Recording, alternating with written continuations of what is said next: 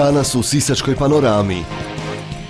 Nakon remonta brod Jurani Sofija opet plovi za Siščane i turiste. 6 novih murala u sklopu 5. izdanja Rethink festivala. Gradsko društvo Crvenog križa Sisak obilježilo Svjetski dan izbjeglica. Evakuacija zaposlenika i spašavanje ozlijeđenog u autoprometu Sisak. Srećom, riječ je o evakuacijskoj vježbi.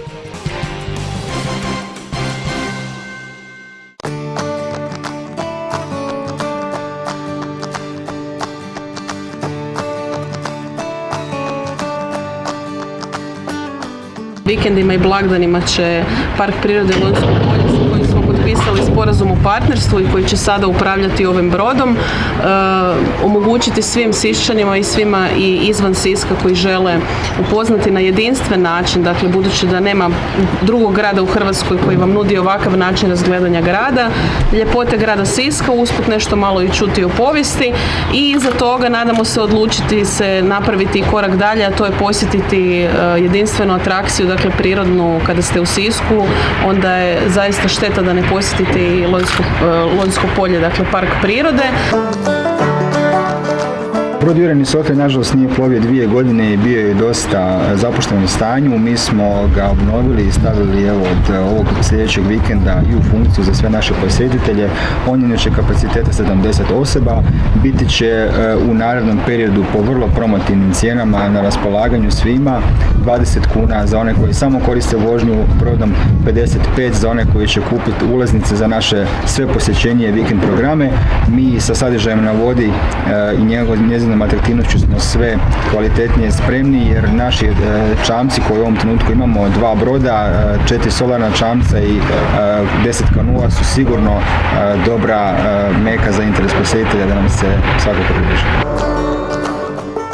Ovo je ujedno i nekakav nagovještaj onoga što nas očekuje sljedeće godine kada ćemo u okviru ITU mehanizma nominirati ornitološki centar ponovno zajedno sa našim dragim partnerima iz Parka prirode Lonjsko polje i omogućiti tu jedinstvenu priču od Rimljana, od industrijske baštine kroz Holandsku kuću i industrijski centar, interpretacijski centar do rijeke Kupe, rijeke koje znače život i koje Siščani obožavaju, do Staroga grada i u konačnici završiti sa Parkom prirode Lonjsko polje.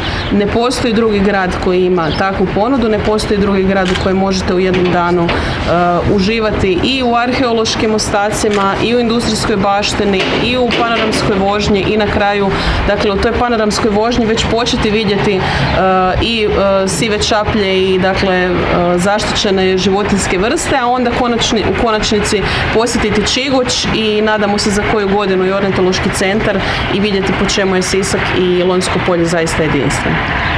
Pa moram priznati sa zadovoljstvom da suradnja između javne ustanove Parka prirode Lonjsko polje i grada Siska već nekoliko godina, točnije 2017. konkretno kada smo oformili radnu grupu za revitalizaciju Sisačke Donje Posavine, ide u vrlo dobrom smjeru. Današnja vožnja i vraćanje turističke ponude našeg broda Jurani Sofija je pokazatelj tome.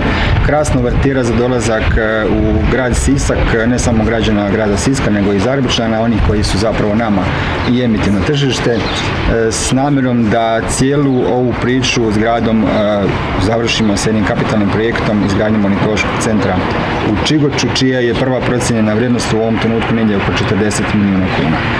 Lonjsko polje inače već protekli par godina sustavno ulaže u razvoj posjetiteljske infrastrukture i ove godine završavamo jedan veliki projekat otprilike 20 milijuna kuna izgradnje novog posjetiteljskog centra u Osijekovu i zapravo s njime stavljamo u funkciju i taj dio našeg parka, stvarajući dodatnu vrijednost ne samo u Lonjskom polju nego cijeloj županiji i području i ljudima koji na njemu žive.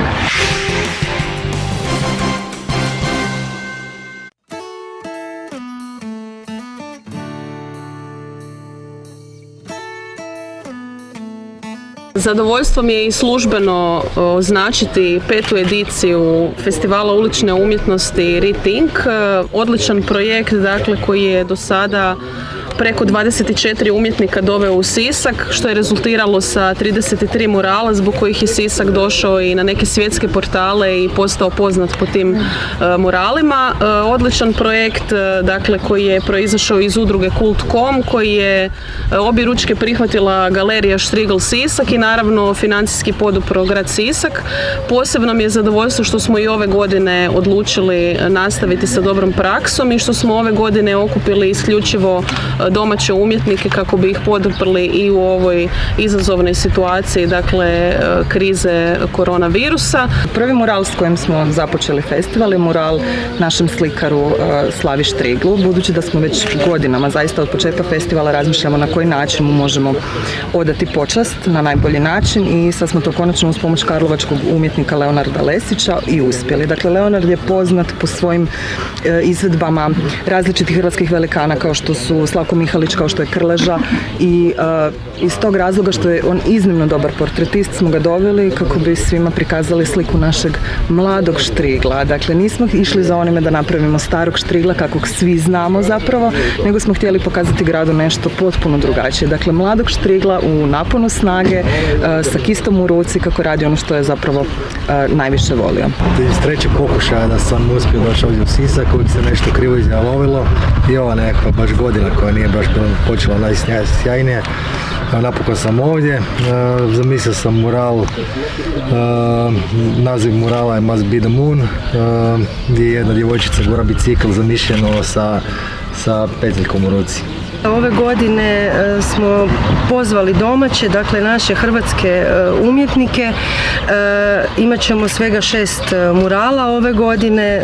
Ova ovogodišnja 5. edicija je specifična iz razloga što smo i objavili natječaj, javni poziv da građani Siska prijave svoje lokacije, dakle zidove i na stambenim objektima i na javnim objektima, tako da nam je to bio još jedan dodatni izazov i da vidimo koliko je festival zaista pozitivno prihvaćen u svom gradu, dakle u gradu Sisku. Došlo je zaista veliki broj prijava, tako da smo se, trebalo nam je vremena da se odlučimo da izaberemo ispravne lokacije, a isto tako i da lokacije prilagodimo našim pozvanim umjetnicima.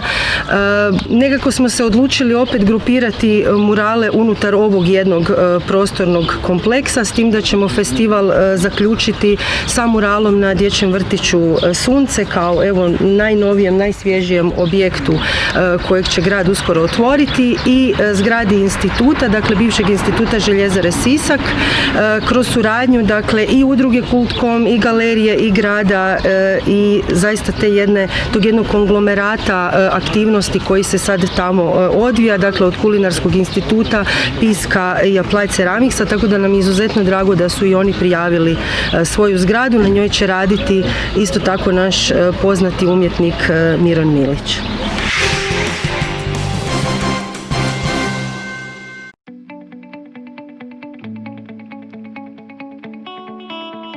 Povodom Svjetskog dana izbjeglica 20. lipnja mi danas organiziramo jedan panel sa našim novim susjedima koji će danas ispričati i prezentirati sve svoje izazove, probleme, ali i rješenja koja nalaze tijekom integracije u našem gradu.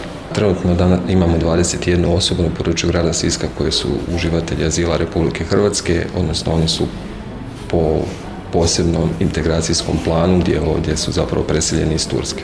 Svjetski dan izbjeglica zapravo uloga je tog dana da se obilježi svjesnost svih građana o raseljenim licima diljem planete Zemlje. Zapravo to je dan koji su Ujedinjeni narodi proglasili kao Svjetskim danom izbjeglica. Iznimno mi je drago što Crveni križ sudjeluje u ovom projektu već 2-3 godine za redom i moram priznati da je gradu Sisak na ponos što je domaćin 21 osobi koji su tražitelji azila, jer nažalost i u ovoj državi i u našim susjednim državama u prošlosti je bilo izbjeglice i mi najbolje znamo s čime se oni susreću i tu smo da pokažemo na kraju krajeva dobrodošlicu grada Siska, Republike Hrvatske i da ovdje osobno želim i zahvaliti svima koji sudjeluju u sustavu bilo Crvenog križa, bilo za Centar za socijalnu skrb na gradskoj državnoj razini kojima ovim ljudima omogućuju da se osjećaju prvenstveno kao ljudi.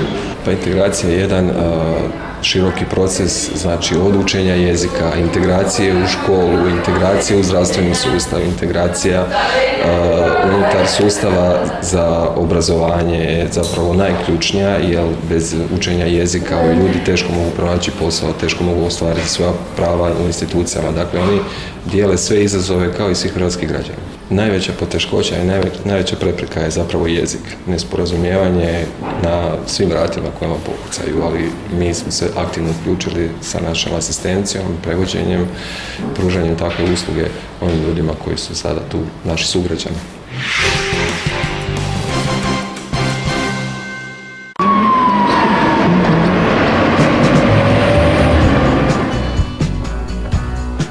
Autopromet Sisak je održao vježbu spašavanja i zbrinjavanja ozlijeđenih osoba danas u našem krugu Zagrebačkoj 19. Prije 2 godine smo imali vježbu isto takvu, ali sa drugačijim scenarijom koji se pokazala jako dobro i dobro je prihvaćena od zaposlenika jer opreza nikad dovoljno. I bez obzira što imamo sve ISO standarde, sve smo razradili, ali dobro je osim teorije i u praktičnom dijelu to pokazati kako izgleda. Scenarij koji smo danas odradili je bio dogovoren zajedno sa vatrogasnom postrojbom, došlo je do zapaljenja u našoj radionici požara, u tom dimu nije se primijetilo da jedan zaposlenik nije izašao van, ekipa koja je obučena za to je iznijela ga van, evo spasila, čovjek se osjeća dobro i evo svi smo zadovoljni.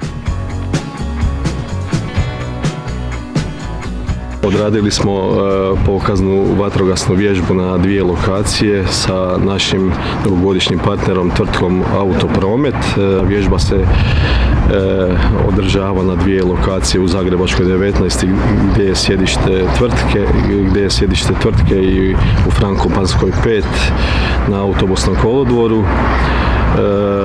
Cilj ove vježbe je sprovesti postupak evakuacije i spašavanja djelatnika i educirati ih kako, na koji način se trebaju ponašati u opasnim situacijama. Mi sudjelujemo sa 2 vozila i 8 vatrogasaca. Zaposlenici su ovu vježbu odradili po pravilima vatrogasne struke, vježba je odrađena u realnom vremenu. Centar 112 je proslijedio informaciju o intervenciji, odnosno o vježbi na lokaciji. Na lokaciju smo došli za 4 minute zato što je najgušći promet u ovom dobu dana na našim prometnicama. Evakuirali sve zaposlenike i spasili jednu osobu koja se nalazila, koja nije mogla sama izaći iz štićenog prostora.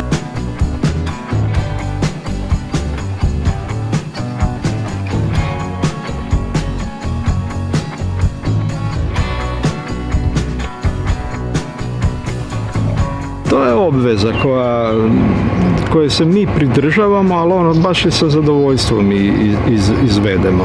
Mi smo mogli sada se pozvati korona ili ono, međutim baš smo htjeli uz pridržavanje svih ovih epidemioloških uvjeta koje trebamo imati i odlučili smo da ćemo vježbu održati. Puno je tu ljudi sudjelovalo, ljudi inače koji su zaduženi. Točno se zna tko prijavljuje kome, odnosno poslovođe, tko zove službu za uzbunjivanje.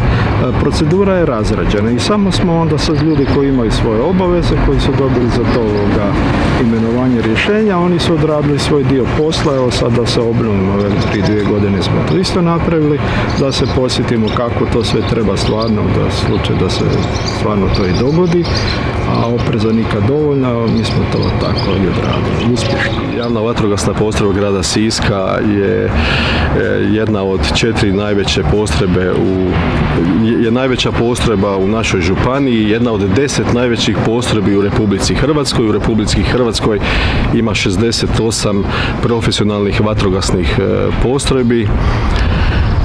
od danas su naši djelatnici, osim što se brinu o sigurnosti građana grada Siska i mještana 36 prigradskih naselja, od danas su dislocirani u Splitsko-dalmatinskoj županiji, na Makarskoj rivijeri u mjestu Živogošće, gdje će do kraja 9. mjeseca sudjelovati u provedbi programa aktivnosti Vlade Republike Hrvatske u spašavanju i gašenju požara otvorenog prostora.